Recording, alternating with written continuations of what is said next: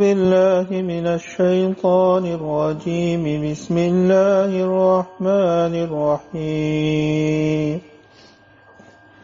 يا أيها الذين آمنوا قاتلوا الذين يلونكم من الكفار وليجدوا فيكم غلظة واعلموا أن الله مع المتقين. وإذا ما أنزلت سورة فمنهم من يقول أيكم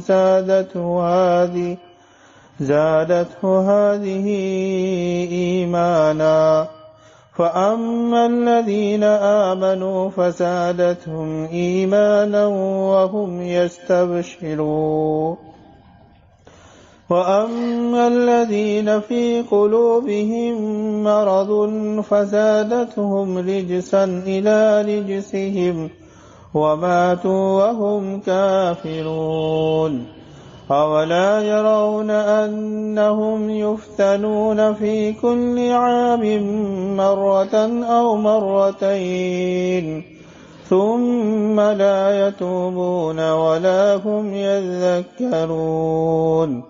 وإذا ما أنزلت سورة نظر بعضهم إلى بعض هل يراكم من أحد ثم انصرفوا صرف الله قلوبهم بأنهم قوم لا يفقهون. لقد جاءكم رسول من أنفسكم عزيز عليه ما عنتم حريص عليكم بالمؤمنين رؤوف رحيم. فإن تولوا فقل حسبي الله لا إله إلا هو عليه توكلت وهو رب العرش العظيم. صدق الله العظيم. بسم الله الرحمن الرحيم. أعوذ بالله من الشيطان الرجيم. بسم الله الرحمن الرحيم. لقد جاءكم رسول من أنفسكم عزيز عليكم ما عنتم حريص عليكم بالمؤمنين رؤوف رحيم. فإن تولوا فقل حسبي الله لا إله إلا هو عليه توكلت وهو رب العرش العظيم. جو کہ حضور صلی اللہ علیہ وسلم کی سیرت متعلق بیان کرتا رہا شروع میں، اتفاق سے کھولا تھی یہی آیت نکلی، میں نے کہا اسی کو سنا دیتا ہوں۔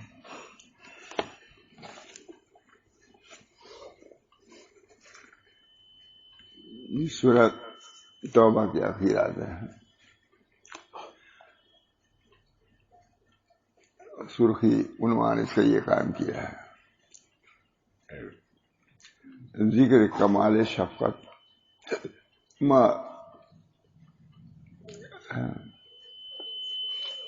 جیسا کاندھلوی کی کتاب ہے، ذکر کمال شفقت ورافت نبی اکرم صلی اللہ علیہ وسلم برحال امت، سرخی عنوان قائم کیا، زبردست عنوان، ذکر کمال شفقت ورافت نبی اکرم صلی اللہ علیہ وسلم برحال امت،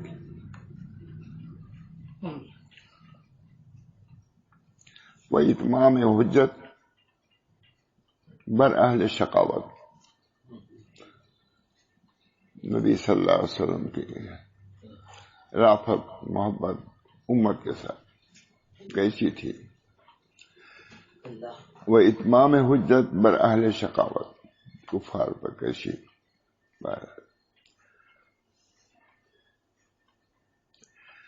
امت کے لیے، اردو میں ترجمہ، امت کے لیے حضرت صلی اللہ علیہ وسلم کی کمال شفقت و رحمت کا ذکر اور بدبختوں پر اتمام حجت۔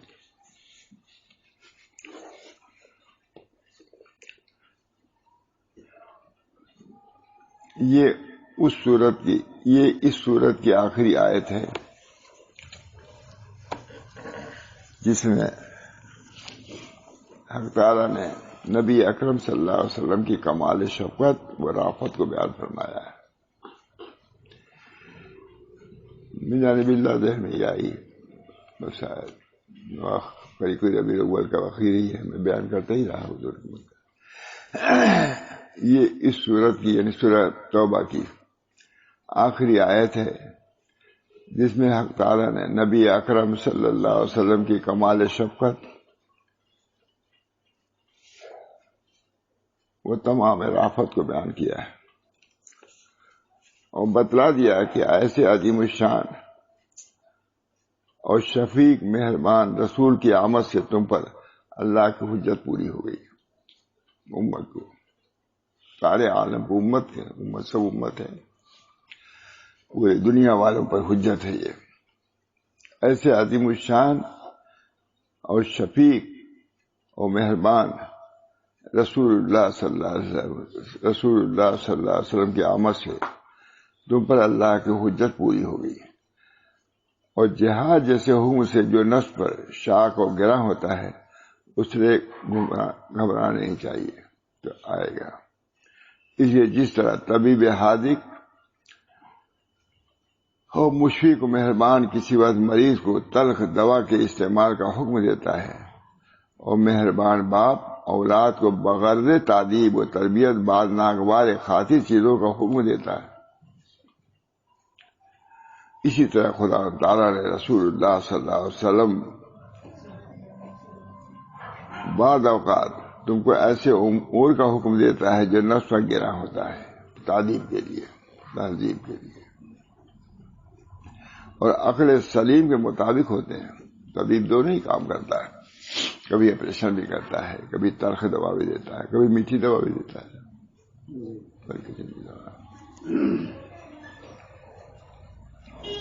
عقل سلیم کے مطابق ہوتے، انسان کا فائدہ ان پر عمل کرنے میں ہے، چاہے شیریں ہو چاہے تلخ ہو، اور ان کی خلاف ورزی میں اس کی ہلاکت ہے۔ مولانا لکھ رہے ہیں معاذ صاحب، اور ان کی خلاف ورزی میں اس کی ہلاکت ہے۔ اس لیے اللہ تعالیٰ نے اس سورہ کے آخر میں حضرت نبی اکرم صلی اللہ علیہ وسلم کے اوصاف جمیلہ اور آداب صلی اللہ علیہ وسلم کا امت پر شفیق جمیلہ اور آپ صلی اللہ علیہ وسلم کا امت پر شفیق اور مہربان ہونا بیان کیا، تاکہ خاتمہ کلام اس بات پر دلالت کرے کہ ایسے شفیق و مہربان رسول کی دعوت و تبلیغ کے بعد حجت پوری ہو چکی ہے۔ سورہ بوقت توبہ میں اسی کا بیان ہے۔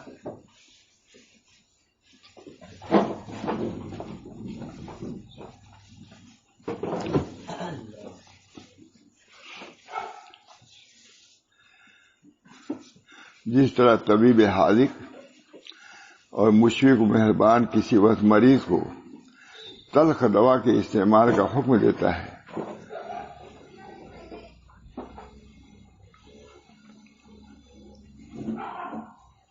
اور مہربان باپ اولاد کو بغرض تعدیب و تربیت بعد ناگوار خاطر چیزوں کا حکم دیتا ہے۔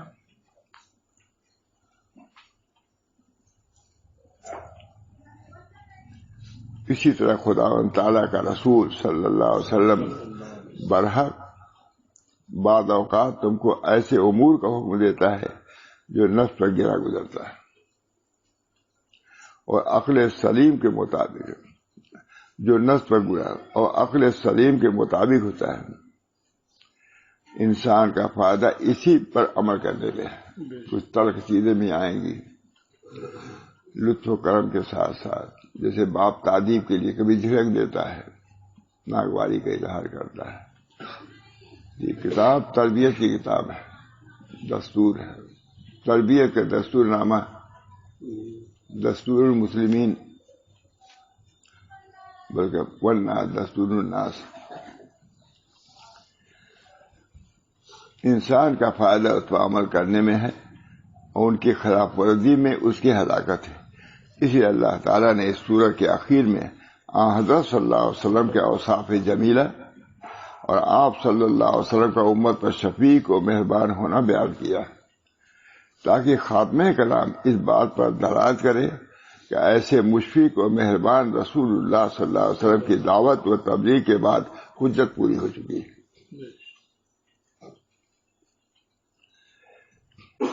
اس کے بعد بھی اگر یہ لوگ اپنے ضد اور عناد پر قائم رہیں تو آپ صلی اللہ علیہ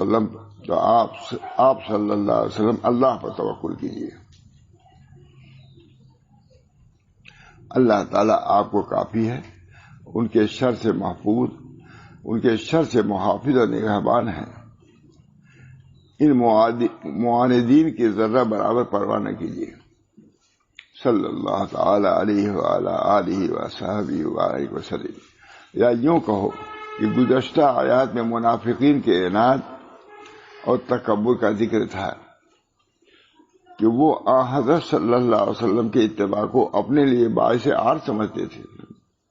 جو امیر تھے، بڑے تھے، صاحب جائیداد تھے، باغوں والے تھے، وہ غریب مفلس،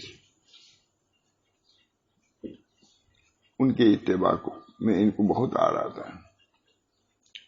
خاتمہ کلام اس بات ہے کہ ایسے مشفق اور مہربان رسول اللہ صلی اللہ علیہ وسلم کی دعوت اور تبلیغ کے بعد حجت پوری ہو چکی ہے۔ اس کے بعد بھی اگر یہ لوگ اپنے ضد اور عناد پر قائم رہیں تو آپ صلی اللہ علیہ وسلم کو حکم ہو رہا ہے کہ توکل کیجیے۔ اللہ تعالیٰ آپ کو کافی ہے اور ان کے شر سے محافظ اور نگہبان ہیں۔ ان معاندین کی ذرہ برابر پرواہ نہ کیجیے۔ صلی اللہ۔ یا یوں کہو کہ گزشتہ آیت میں منافقین کے عناد و تکبر کا ذکر تھا کہ وہ حضرت صلی اللہ علیہ وسلم کے اتباع کو اپنے لیے باعث عار و ننگ سمجھتے تھے۔ اب اس آیت میں یہ بتلاتے ہیں کہ وہ رسول اللہ صلی اللہ علیہ وسلم تمہارا غائب درجہ ہمدرد اور تم پر شفیق اور مہربان ہے، کیوں ان کی مخالفت کرتے ہو؟ تو بہت ہی شفیق، ایسے شفیق اور مہربان سے ضد اور عناد کا معاملہ کرنا سراسر خلاف عقل اور خلاف فطرت ہے۔ تم کو چاہیے کہ اس کے ذل عاطفت میں داخل ہو جاؤ۔ کوئی وجہ نہیں کہ ایسے مشفق اور مہربان سے عداوت رکھو اور اس کی بات کا مذاق اڑاؤ۔ چنانچہ فرماتے ہیں کہ لوگوں، البتہ تحقیق آیا ہے تمہارے پاس ہماری طرف سے ایک پیغمبر جو تمہاری ہی جنس کا ہے، جس سے بوجہ جنسیت کے استفادہ آسان ہے۔ تمہاری میں فرشتہ نہیں بھیجا، میں نے انسان بھیجا۔ تم اس کے اخلاق سے واقف ہو، اس کی باتیں سمجھ سکتے ہو، اس کے اخلاق کو دیکھ سکتے ہو، معاملات کو دیکھ سکتے ہو، تم کو استفادے کا پورا موقع ہے۔ مطلب یہ ہے کہ اے بنی آدم، تمہارے پاس تمہاری جنس سے ایک رسول آیا ہے، جس طرح تم انسان ہو وہ بھی انسان ہے، اور یہ تم پر اللہ کا احسان ہے کہ تمہاری جنس کا بھیجا ہے۔ اگر وہ تمہارے پاس کسی جن یا فرشتے کو رسول بنا کر بھیجتا تو تم بوجہ عدم جنسیت اس سے مانوس نہ ہوتے، اور وہ رسول صلی اللہ علیہ وسلم علاوہ تمہارے ہم جنس ہونے کے اس طرح تمہارا ہمدرد اور خیر خواہ ہے، اس پر تمہاری تکلیف شاق و گراں ہوتی ہے۔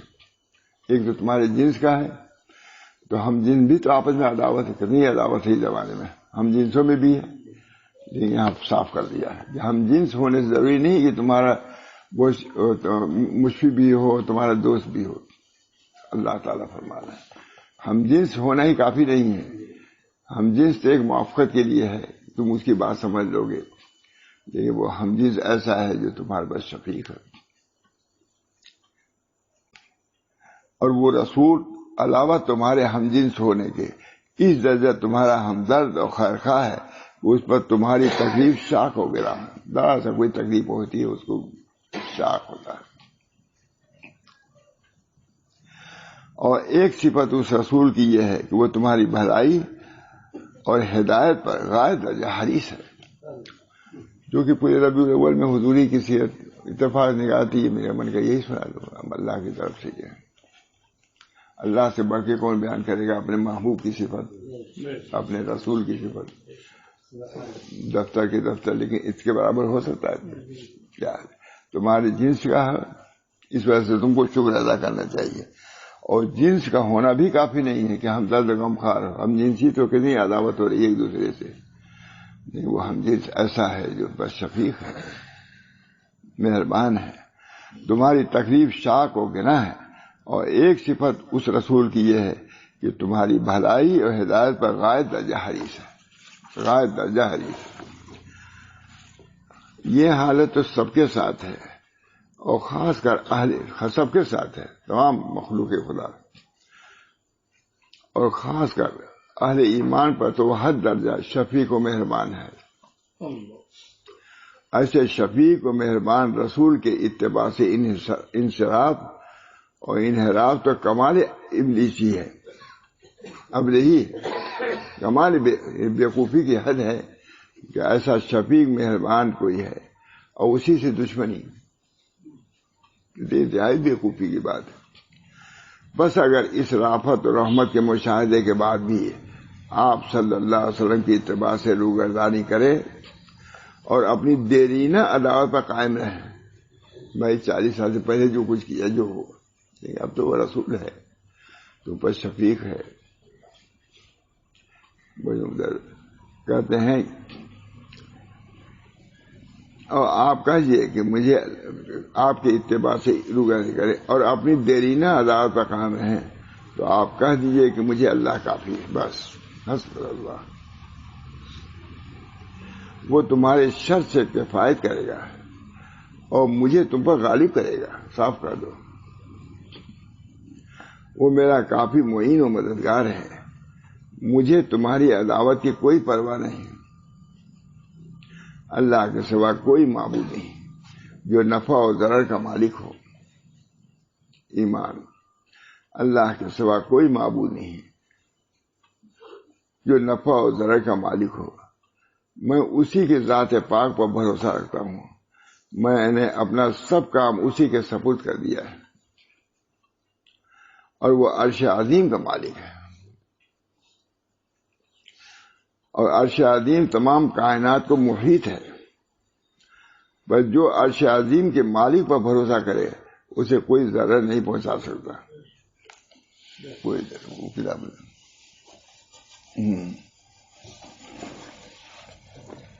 بہت اچھا مولانا ادریسہ قادری میں لکھا ہے, لیکن اس پر کچھ انہوں نے اخلاق کو لکھ بھی دیا ہے.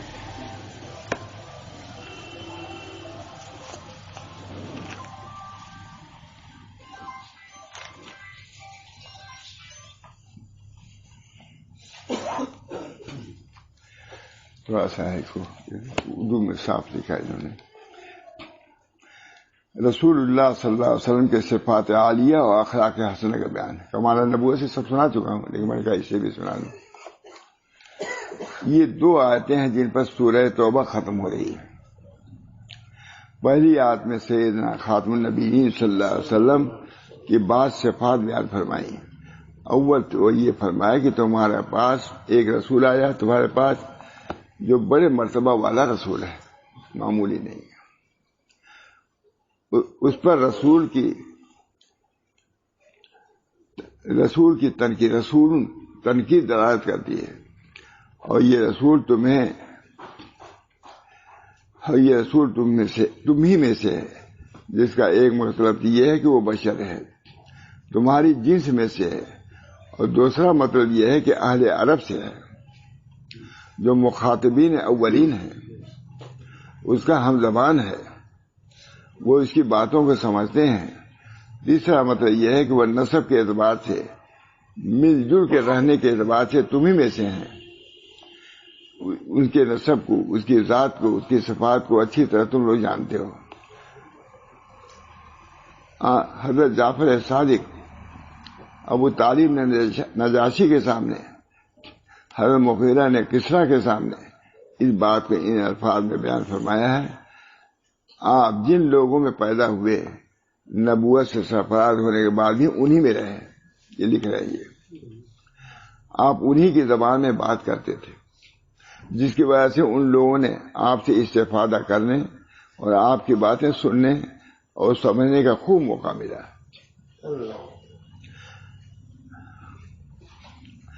اگر ان کا نبی ان کے جنس سے نہ ہوتا، مثلا فرشتہ ہوتا، یا ان کے ہم زبان نہ ہوتا، یا اپنے رہنے سہنے میں کسی ایسی جگہ رہتا جہاں آنا جانا ملنا جلنا دشوار ہوتا، تو استفادہ کرنے اور بات سمجھنے میں دشواری ہوتی۔ اسی اللہ کی رحمت، انہی میں سے پیدا کیا، انہی کے ساتھ رکھا، بچپن گزارا، جوانی گزاری، سب کچھ دیکھ رہے تھے۔ یہ اللہ تعالیٰ نے احسان فرمایا کہ انہی میں سے رسول بھیجا۔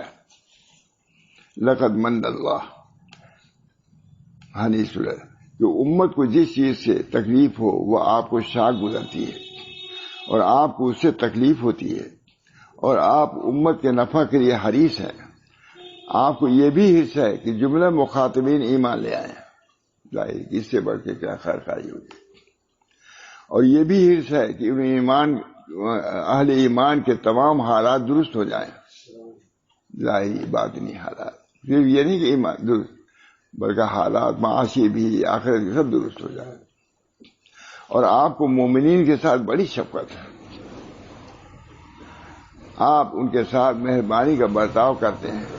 مطلب یہ ہے کہ آپ کا تعلق صرف ایسا نہیں ہے کہ بات کہہ کر بے تعلق ہو گئے، بلکہ آپ کا اپنی امت سے قلبی تعلق ہے۔ ظاہراً بھی آپ ان کے ہمدرد ہیں، اور باطناً بھی امت کو جو تکلیف ہوتی ہے اس میں آپ بھی شریک ہوتے ہیں۔ یتیموں پر ہاتھ رکھنا، مریضوں کی عیادت کرنا، زیارت کرنا، یہ سب تھا کہ نہیں؟ یہ نہیں کہ ہم نبی ہیں، ہم کسی کی زیارت نہیں کریں گے، کسی کی عیادت نہیں کریں گے، سب جو امت کے لیے ہے اس سب کو نبی صلی اللہ علیہ وسلم نے کر کے دکھا دیا ہے۔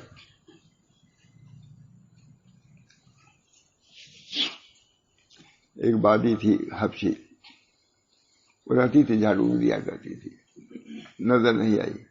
میں نے پوچھا بھائی وہ کہاں گئی حبشی؟ اس کا بھی خیال، میں نے کہا حضور اس پہ تو وفات ہو گئی۔ ارے مجھے بتلایا بھی نہیں تم نے، یہ دے دی۔ پھر اس کے لیے بہت زیادہ احتیاط، قبر پہ بھی گئے، اور یہ کیا ہے، یہ سب ہے۔ یہ حضور اقدس صلی اللہ علیہ وسلم کے اخلاق ہیں۔ بڑے لوگ کسی کی عیادت بھی نہیں کرتے۔ لکھا علامہ شاہ نے، عیادت صرف کہہ دینے کا نام نہیں ہے، بلکہ گھر جاؤ کے۔ تعزیت صرف یہ الفاظ کا نام نہیں ہے، گھر جاؤ۔ علامہ شاہ سراپا ابدیت تھے۔ کہتے ہیں کہ بہت سے ہمارے شیوخ کہتے ہیں ہم کو ملنے جلنے کی عادت نہیں ہے۔ کہا تمہاری عادت سنت کے خلاف ہے، اس کی اصلاح کرو۔ مشائخ کو کہا۔ ہمارے حضرت محمد صاحب رحمۃ اللہ خاص، اگر میں کہتا حضرت مجھے فلاں جگہ جانا ہے، بیمار ہے، میں بھی چلوں گا فوراً۔ آپ کو یاد ہوگا میں بھی چلوں گا۔ ارے اب مولانا میری عمر کے تھے، 90 سال کے، اور میں اس وقت 70، میرے جانے میں ان کے جانے میں بہت فرق تھا رقشے پر۔ اور یہاں کی چلیے گلیوں میں دیکھ رہا ہوں، کیسی گلی ہے، کیسی نالیاں، اسی میں گئے تھے، رقشے سے گئے۔ کہہ رہے میں بھی چلوں گا، ہر جگہ جہاں کہیں جاتا ہے کہتا بس میں بھی چلوں گا۔ یہ اہل اللہ۔ مولانا کہا تو واقعی جوروں سے مجھے بہت ہی شعر یاد ہے مجھ سے، حاصل زندگی جور و ستم سے جس نے کیا دل کو پاش پاش۔ بہت مولانا کا شعر۔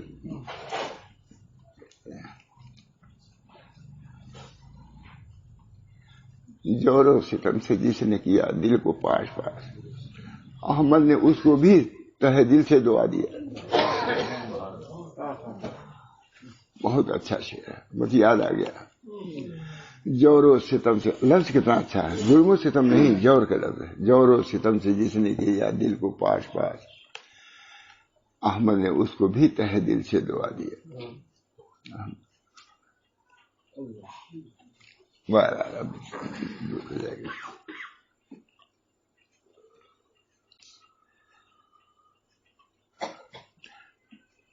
حضرت جعفر صادق نے کیا کہا، آپ جن لوگوں میں پیدا ہوئے نبوت سے سرفراز ہونے کے بعد بھی انہی میں رہے، کہیں الگ نہیں بنا لیا. جب ہم نبی ہو گئے اب ہمارے لیے بغلہ بنا دو آ گئے. آپ انہی کی زبان میں بات کرتے تھے، جس کی وجہ سے ان لوگوں کے لیے آپ سے استفادہ آسان تھا، انہی کی زبان میں.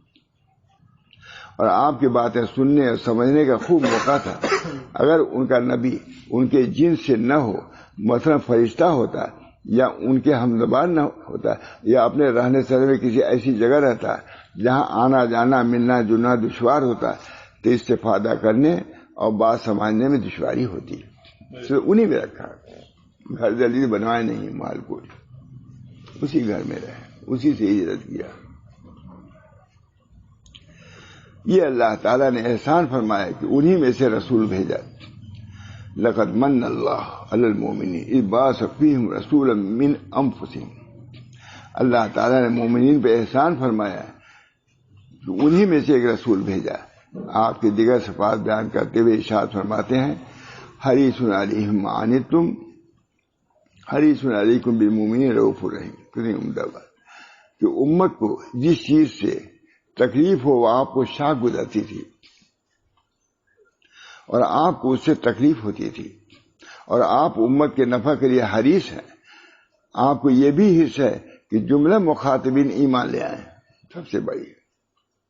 اور یہ بھی حص ہے کہ اہل ایمان کے تمام حالات درست ہو جائیں. اور آپ کو مومنین کے ساتھ بڑی شفقت ہے، بڑھا کے لکھا ہے نا. آپ ان کے ساتھ مہربانی کا برتاؤ کرتے ہیں. مطلب یہ ہے کہ آپ کا تعلق صرف ایسا نہیں ہے کہ بات کہہ کر بے تعلق ہو گئے، بلکہ آپ کا اپنی امت سے قلبی تعلق ہے. جب یہاں تعلق ہے تو وہاں تعلق ختم تو نہ ہوگا. شفاعتی لأہل الکبائر من امتی، حدیث جو درجہ ہو، شفاعتی لأہل، میری شفاعت اہل کبائر کے لیے ہے جو گناہ گار ہے.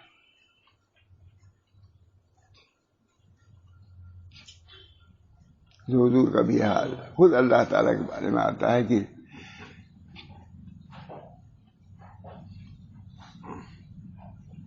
اللہ تعالیٰ کی کیسی محبت، ایک حصہ محبت کا روک رکھا ہے. لکھا مجھے جی صاحب نے، ایک حصہ محبت کا اور رحمت کا روک رکھا ہے، اور اس امت محمدیہ کے لیے کام آئے گا. وہ ایک حصہ جو روک رکھا ہے وہ قیامت میں اس امت محمدیہ کو کام آئے گا. امت مجرمۃ رب غفور اس پر ظاہر ہوگا.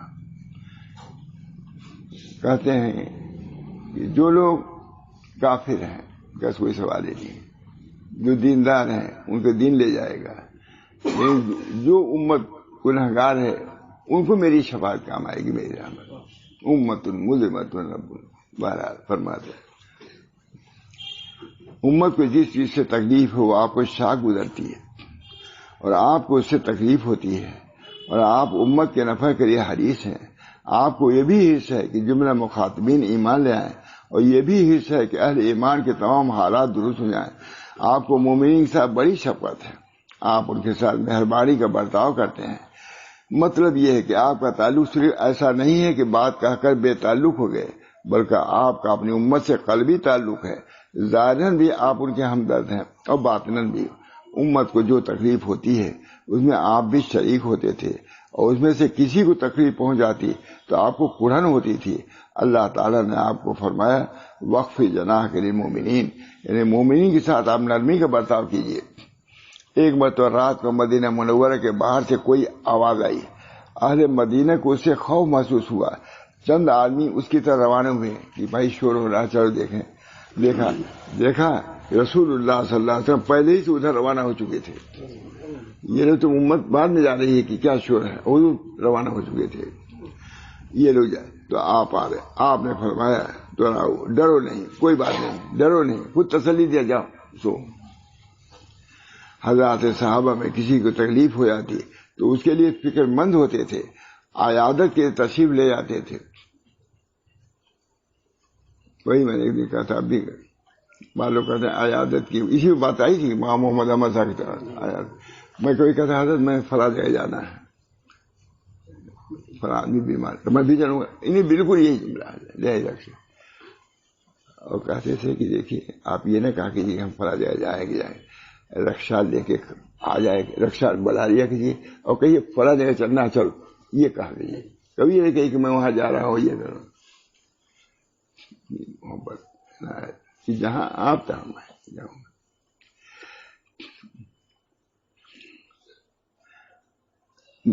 تشریف لے آتے تھے، دوا بتاتے تھے، مریض کو تسلی دینے کی تعلیم دیتے تھے، تکلیفوں سے بچانے کے لیے ان امور کی تعلیم دیتے تھے جن سے تکلیف پہنچنے کا اندیشہ ہو. یہ بھی دیکھو چھت پہ اس کے مجھے نہ سونا، یہ بھی تو وہی ہے. رات میں سوتے وقت آگ کو بجھا دینا، یہ کر دینا، یہ تو وہی شفقت ہی تو ہے. اب کوئی بتاتا ہے مجھے مڈے بغیر نہ سونا، اب کہتے ہیں مر جاتے ہیں. ابھی سنا آگ بجھا دینا، معلوم کیا ہو تو یہاں آگ لگ جائے گی. یہ سب شفقت ہی تو ہے. جیسے یہاں کی باورچی خانے کا حال ہے، مڈیر کا حال، صرف عرشی کی بات نہیں کرتے تھے، فرش کی بات بھی کرتے تھے. اس لیے آپ نے کسی ایسی چھت پر، یہ اچھا لکھ بھی دیا ہے، اس لیے آپ نے کسی ایسی چھت پر سونے سے منع فرمایا جس کے مڈیر بنی ہوئی نہ ہو. مشکات. اور آپ نے یہ بھی فرمایا کہ جو شخص ہاتھ دھوئے بغیر اس حالت میں سو گیا اس کے ہاتھ میں چکنائی لگی تھی پھر اس کو کوئی تکلیف پہنچ گئی، مثلا کسی جانور نے کوئی مسئلہ چوہا نکال لیا ہے تو وہ اپنی ہی جان کو ملامت کرے کہ کیوں ایسا سویا. آپ نے یہ مشکات کی حدیث ہیں. آپ نے یہ بھی فرمایا کہ جب تم سے کوئی شخص رات کو سونے کے بعد بیدار ہو تو ہاتھ دھوئے بغیر پانی میں ہاتھ نہ گھسا دے، کیونکہ اسے نہیں معلوم کہ رات کو اس کا ہاتھ کہاں رہا ہے. ممکن ہے کہ اسے کوئی ناپاک چیز لگی ہو، اس پر زہریلا جانور گزر گیا ہو جو تم کو نقصان پہنچائے. پوری آواز ہے. اللہ تعالی ہم سب لوگوں کو ان اخلاق پر عمل کی توفیق دے. کیوں استحضار ہوگا مجھ سے سنایا جاتا ہے، اسی لیے اپنے لیے بھی دوسرے کے لیے استحضار ہوتا ہے تو کچھ عمل کی طرف داعی جذبہ پیدا ہوتا ہے. جب معلوم ہی نہیں کیا کرے گا. اس وجہ سے میں نے صرف حضور صلی اللہ علیہ وسلم پورے مہینے میں آج اتفاق تھوڑا سا یہی نکلا. بہت اچھا ہے. آگے اب کہاں تک آپ لوگوں کی دیر ہو رہی ہے. اللہ تعالی ہم سب لوگوں کو اخلاق نبویہ پر چلنے کی توفیق. جتنی اتباع ہوگی انقیاد اتنی ترقی ہوگی. ولایت نبوت کے پرتو ہے اکثر. جتنی نبوت سے مناسبت ہوگی اتنی ولایت سے مناسبت ہوگی. کوئی ولی بغیر اتباع سنت کے نہیں پہنچا ہے.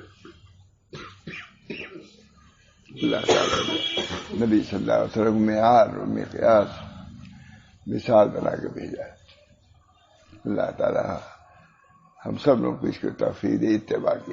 ہمارے مشائخ الحمدللہ علیہ ثانی جہاں بھی رہا اتباع سنت کا خیال دیکھا. ماشاء اللہ صاحب، ماں محمد صاحب، ماں برابر سراپا اتباع سنتی تھے، آتے تھے. اتنا ساتھ رہا ہے جتنا اور مشائخ کا ساتھ رہا. ماں برابر صاحب سے کم نہیں رہا ہے. ایک ایک ہفتہ آگے اٹھتے تھے، یہی رہتے دیکھا دن رات. اللہ کا شکر ہے ان مشائخ کی خدمت کی بھی توفیق ہوئی اور بس ان کے طریق پر چلنے کی بھی اللہ توفیق دے اور وہاں کی رفاقت نصیب فرمائے. اصل تو نبی صلی اللہ علیہ وسلم یہ جتنا متبع سنت ہمارے یہ سب ساتھ رہیں گے. ان لوگوں کے ساتھ ہم لوگ رہیں تو ہم لوگ بھی رہیں گے ساتھ انشاءاللہ.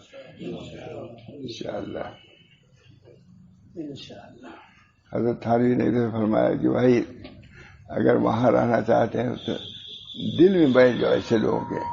تو وہاں شبیر احمد عثمانی نے کہا کہ حضرت آپ نے تو ایسا نسخہ بتایا جو سب کچھ کر سکتے ہو. یہ بہت ہمارے حضرت اس کو بیان کرتے ہیں. وہاں شبیر عثمانی کی بات ہے. حضرت تھانوی نے کہا کہ بھائی کہیں پہنچنا ہی ہے تو جو پہنچ رہا ہے اس کے دل میں اپنی جگہ بنا لو. کہا حضرت یہ آپ نے بہت اچھا نسخہ بتا دیا، بہت ہی تمام علماء سے بڑے بڑے انہوں نے یہ باتیں کہی. اللہ تعالی ہم سب لوگوں کو المشائخ کے ساتھ صحیح عقیدت، صحیح اطاعت، مطابقت کی توفیق بنائے، ان کے اخلاق سے متصف فرمائے. مولانا تو ہمارے حضرت بھی کم محبت میں نہیں تھے، بہت محبت. کہتے تھے ہم لوگوں کا تعلق حضرت تھانوی سے عقیدت سے زیادہ محبت کا تھا. عقیدت تو تھوڑی دیر میں ڈواں ڈول ہو جاتی ہے، محبت لوہا لاٹ ہے، وہ نہیں جاتی. ولی محبت تعلق حضور صلی اللہ علیہ وسلم سے محبت ہی تھی صحابہ کو. عقیدت تو تھی بغیر اس کے نبی، لیکن عقیدت جو حضور صلی اللہ علیہ وسلم کو تکلیف دہ چیز اس سے دور، آرام کی چیز اس کے لیے پیش. دعا کیجیے اللہ تعالیٰ سے، اللہ تعالیٰ ہم سب لوگوں کو اس مہینے کی برکات سے اور ان عبادات سے امارات، اور اللہ تعالیٰ ان کے خصال و اخلاق سے حصہ وافی نصیب فرمائے، اور آپ کی معیت، آپ کی شفاعت سے ہم سب لوگوں کو مشرف فرمائے. یا اللہ رحم فرما اس مہینے کی برکت سے. باتیں جو قرآن میں آیات جو سنی گئی ہیں اس کا کیا کوئی حق ادا کر سکتا ہے، لیکن ترجمہ سنا دیا گیا ہے. اللہ تعالیٰ اس ترجمے کی برکت سے بھی ہمارے قلوب میں حضور اقدس صلی اللہ علیہ وسلم کے اخلاق، مخلوق کے ساتھ ہمدردی، غمخواری، ان تمام صفات سے ہمارے قلوب کو مشرف فرما. مگر افسوس کی زمانے میں ان چیزوں سے التفات نہیں ہے، خواص میں بھی نہیں ہے کہ کسی کی دلجوئی کیسے کی جاتی ہے، معانصر کیسے ہے، کیسے اس کے دل کو خوش. تطیب قلوب المومنین یہ فرائض میں سے، تطیب قلوب المومنین کے قلوب کی تطیب یہ بنیادی چیز ہے، لیکن اس میں بہت کوتاہی ہے. اللہ ہم سب کو توفیق دے. وآخر دعوانا الحمدللہ رب العالمین.